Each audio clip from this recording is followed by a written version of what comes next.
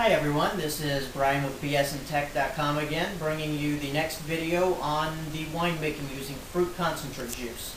Today we're going to talk about taking the wine off of the sediment and also stabilizing the wine. Stabilizing the wine means to basically kill off or inhibit all of the current yeast cells that are still active, and this will prevent them from turning any more sugars into alcohol. Now this is a definite requirement that you need to do before bottling your wine. If you don't do this, it's very possible that the active yeast will cause the pressure inside your bottles or your glass jugs to become so great that it just busts open the bottles. And if you don't want a big mess of grape juice or wine all over your floors. So first of all, we're going to go through and see what sediment is being taken off. All the way down here at the bottom, you can see all of the sediment. It's a different color. And all of that is the dead yeast cells and other additives such as the bentonite that has removed other particles inside the wine. What we're going to need is to use this potassium metabisulfite, metabisulfite, excuse me, and you add 1/4 teaspoon per 6 gallons. And this will add some sulfites into your wine and allow it to age or stay good longer. And the next one is potassium sorbate, which is the actual stabilizer. This you add 1/2 teaspoon per gallon, and this prevents the renewed fermentation. And if you want to add wine conditioner, which is wine sweetening, you have to make sure you add that in as well. Now, we need the same regular materials. You need another carboy or another bottle to put it in. And you need your the siphon and the siphon hose. And we're also going to use our good old hydrometer and turkey baster to take a measurement of where the specific gravity is to show us about what the current alcohol level is. Now, with the fermentation comes a lot of carbon dioxide, so we have to hook up the drill again to our big mixer, and we're going to have to stir the wine, and this will create a lot of foam from all that carbon dioxide that's going to escape.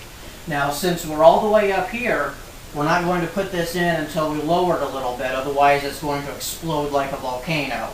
So you want to make sure that you bring your level down before doing that.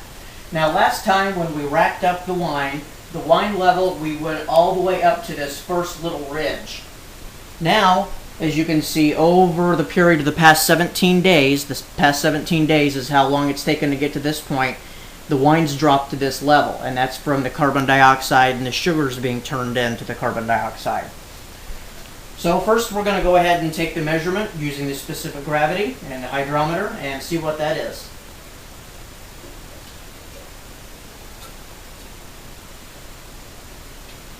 Now again, it's very important again that you sanitize everything. We've already pre-sanitized all of our items here, so we didn't have to do that on the video.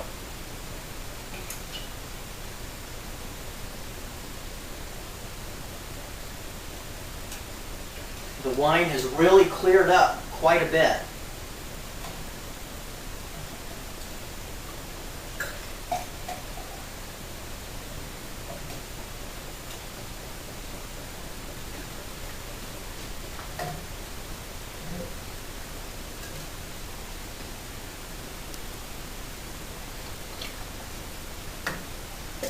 Now the frozen concentrate juice that we used again here was white grapes.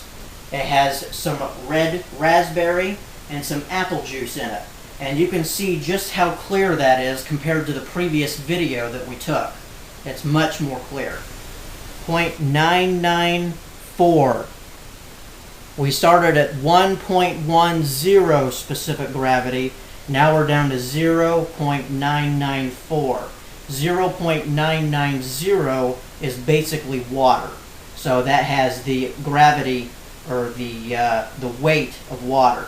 So after all the sugar has been taken out with the 0.994, we're almost at the gravity or the weight of water. So And now what I want to do before adding these is go ahead and remove some of the wine out of here before we start stirring.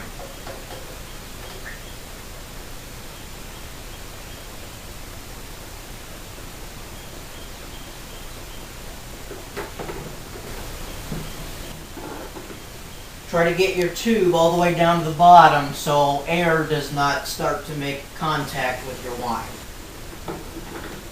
And while that's flowing, I'll go ahead and add the potassium made of bisulfite. And all you need is 1/4 teaspoon.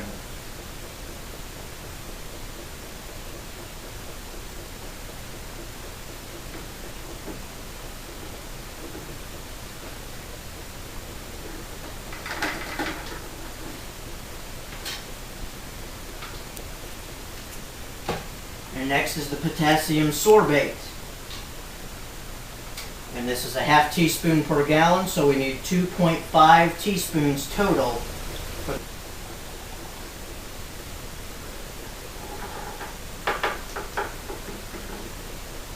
Alright, that was that was 10 1/4 teaspoons, which is 2.5 teaspoons of sorbate. And we're going to go ahead and just let this continue to filter on down into the next bottle, and then we'll start stirring it up. Alright, okay, now we're going to go ahead and stir some of the carbon dioxide out. I've got it filled up to about here, so it'll keep the bubbles down to a minimum instead of coming out the top. We've also put in our potassium made of bisulfite at 1/4 teaspoon for the 5-gallon batch, and the potassium sorbate at 2.5 teaspoons.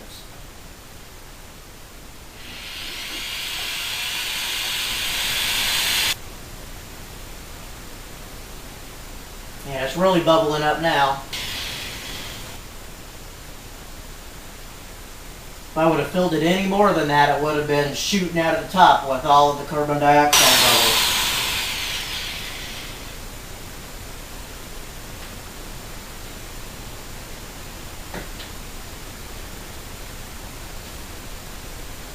Well, we'll continue to stir and add the rest of the wine, and then it's a matter of putting your stopper on the top with the airlock again. And then you'll set it for as long as you'd like for aging. We actually already have some previous wine that we made, and we still have about 2.5 gallons of it left. So we're just going to leave it in this bottle until we're ready for the actual bottling into the glass bottles. So it may be 4 or 5 months before we take it out of this. Now it's a lot better to leave all the wine together to age, and that's called bulk aging. Whereas if you put it in the bottles beforehand and then you let it age in the bottles, each bottle may have a little bit of a different flavor. But that's all. This is stabilizing the wine and mixing to get all the carbon dioxide out, and then we'll just let it age for a little bit. So thanks again for watching. Watch for our next video, which will actually be bottling, and it will be probably a couple months from now before we post that. But I'm, again, Brian with bsntech.com. Thank you.